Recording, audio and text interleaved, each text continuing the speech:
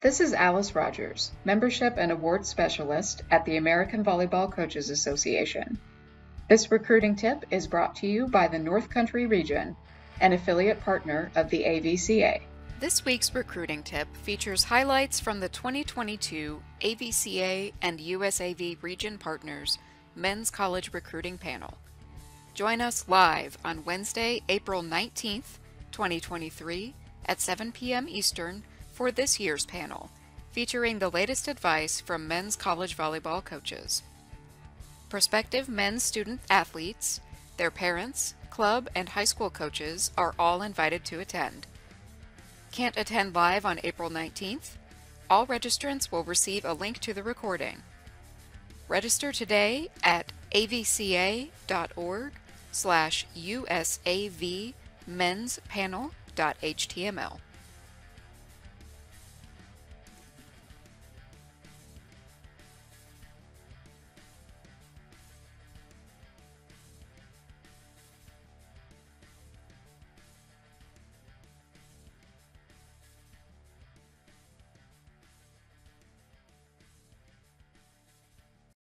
To be eligible coming out of high school, you need to have over a 2.0 GPA and have over an 18 ACT. The equivalent for an SAT, I think, is closer to 960.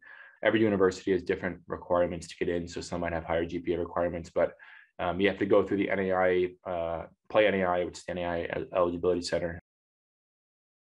It really depends and varies per institution. A lot of coaches and programs and schools like to go for students that have higher GPAs, because the higher the GPA you have coming out of high school, the higher the GPA, you tend to get more academic aid. And that's called the Merit Scholarship. Obviously, you can have a great senior year, but definitely take those courses, the tougher courses as well throughout your senior year, because then that will help prepare you for the college academic setting. For Division I, II, just off the bat, you have a 2.2 in your core courses. So to be NCAA eligible, that is math, science, English, those core courses, weighted, unweighted, it has to be in the 16 core courses.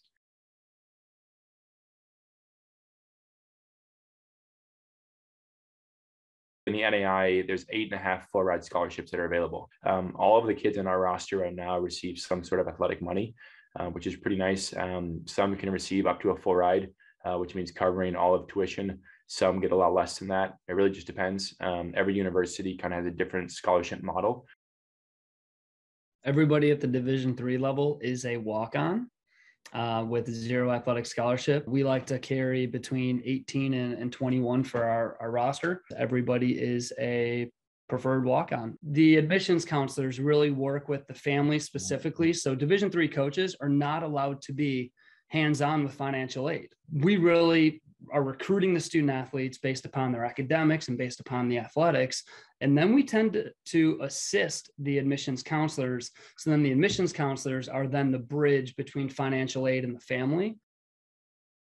Men's Division I, II volleyball gets 4.5 scholarships, and each roster varies from 18 to, I'm going to say 25, 26. And a lot of those young men are without scholarship. And that does not mean that they are not a starter or someone preferred. It just means we work hand in hand with admissions to get academic and grant, or academic package and athletic scholarship. It just varies. And we advise student athletes to not be offended if your athletic package says grant and aid, because if they're able to give you $30,000 of academic and grant, I'd say take it, because more than likely I can't do that. Full rides are just non-existent at the Division I, II level.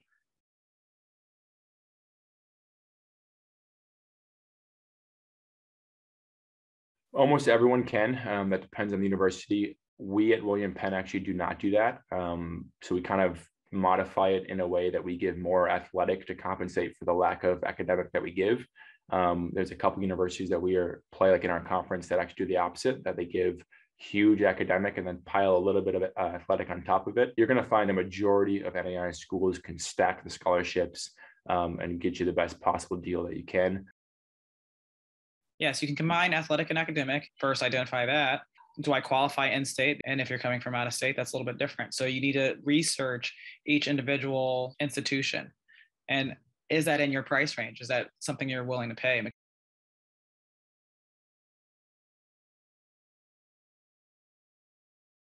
We can talk to student athletes pretty much at any time throughout the tournament. We talk to parents. We can text and email and talk at any point.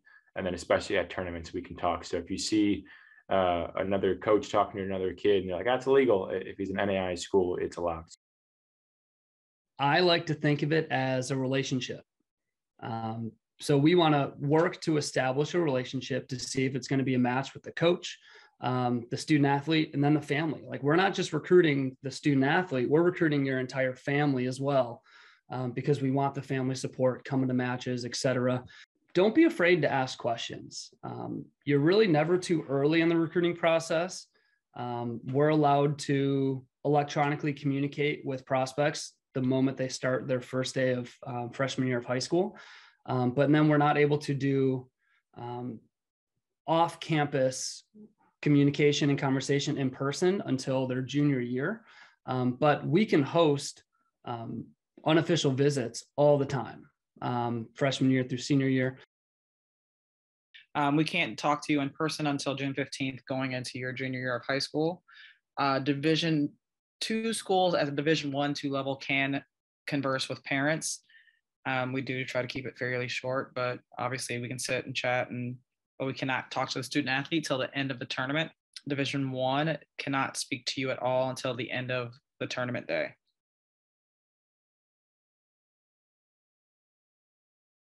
Email is a great initial starter. I'm going to say right now, get short, sweet, to the point. Be a little personable, obviously know the information about the institution. It's okay to have a form letter, but let's just make sure we're proofreading that. Through COVID in the last couple of years, we use video services, we watch the kids, and then what we automatically do is we go onto their Instagram and their Twitter, and we give them a follow through our program. And then from there, it helps give a feel for like what type of a person the student athlete might be.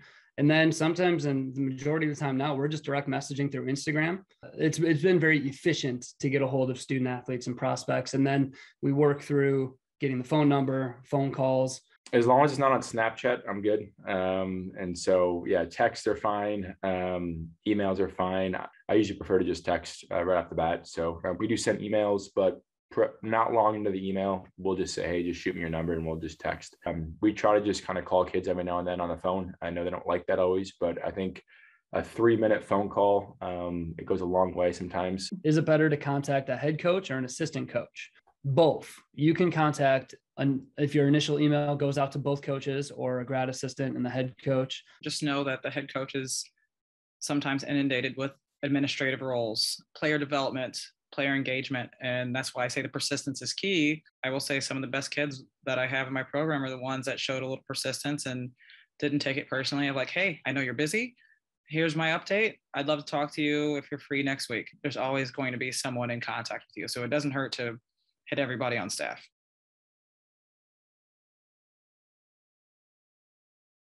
It depends on recruiting budgets, on what coaches can and cannot do, or where they might have flown to earlier within the year. But in theory, if your competition is going to be at these events, then you have to be there as well. I will say we go to as much as we can. For us, we have to be visible.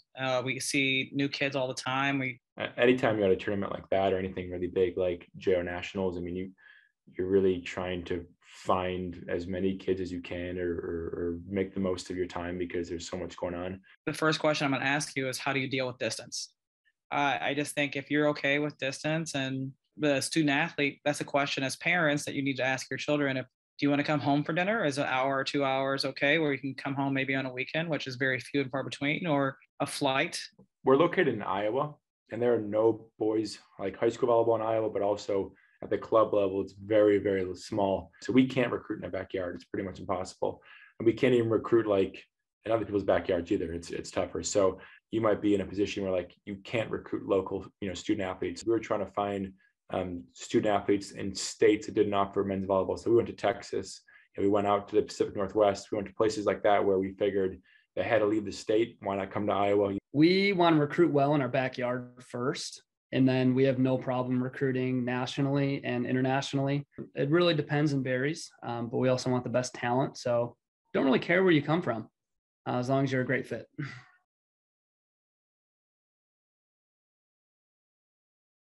I should be able to Google your name and find some kind of film. NCSA link, field level, be recruited. The free version is YouTube. If I can find you on YouTube and it has what grade you're in, what number you're wearing, here's my contact info, coaches will find you. And I think sometimes parents think they need to have these recruiting services just to find an opportunity to play collegiately, and that's not the case. Because again, if your family does not have that kind of disposable income, that makes it problematic to, say, hey, I have to do this and feel pressured. No, YouTube, find a link, send it out, make sure you are highlighted, because there has definitely been moments in student athlete videos where their teammate is doing exceptionally well and it overshadows their performance. And then now I'm wondering, who's that kid and not the kid who sent me the video.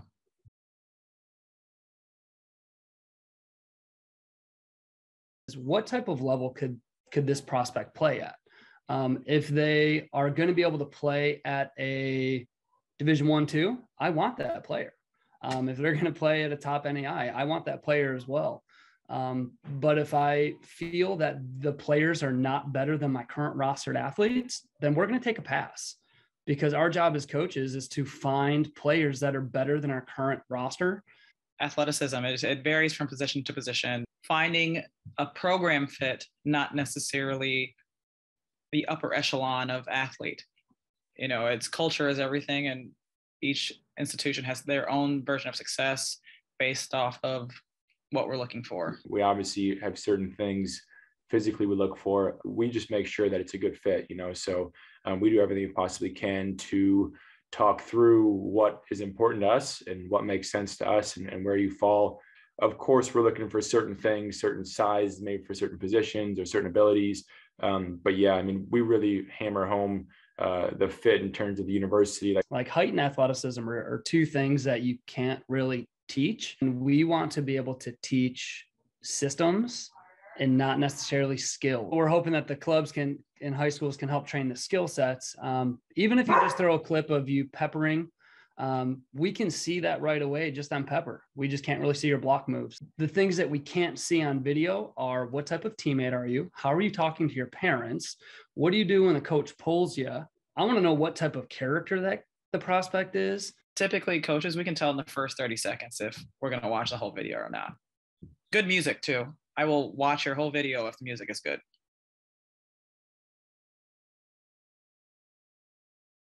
Class size, school size, day-to-day life.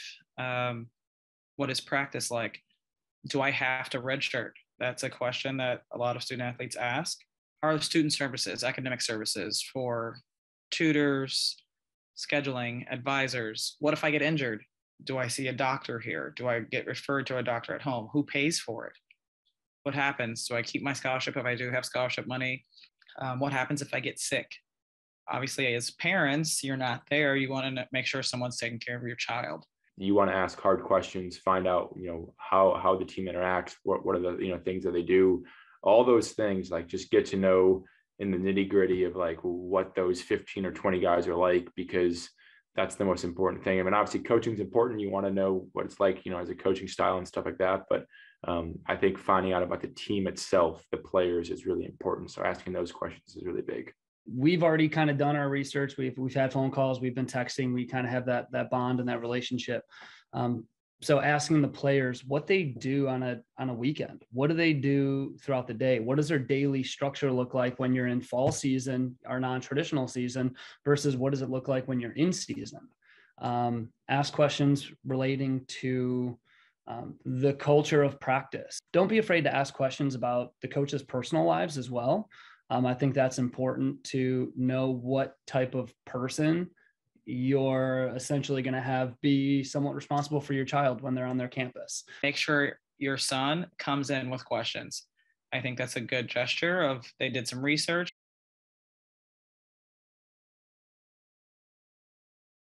think the biggest thing would be getting away from the stigma of Division 1 or 2 or 3 NAI, finding big school, small school, close to home, far away, culture. Being open to reaching out to different people and asking questions and just kind of finding out what works for you and your family and your son. That's the best way to do it, because there's a lot out there, a lot of options, a lot of levels. I think there's things you probably don't even know that exist. So just being curious and willing to put yourself out there is important. Take time, make the pros and cons list. It's very important because it is a major decision, but don't feel stressed. The coaches are wanting to help. So please reach out. Also parents, we like to invite parents to give a phone call as well. We like to do the initial contact with the prospect themselves. But then we're happy to answer any questions with parents and families. So if you don't know the answer to something, just ask. Find a home, find a fit. That's what I'll say. I know everyone's dream is potentially maybe play Division 1-2 volleyball, but as we've seen right here, there's good volleyball at all levels. And find the level that's best fit for you, and don't let anyone necessarily crush your dream. Don't forget, register for the 2023 Men's College Coaches Recruiting Panel. Visit avca.org/USAV-menspanel.html for the registration link. And that's your recruiting tip of the week.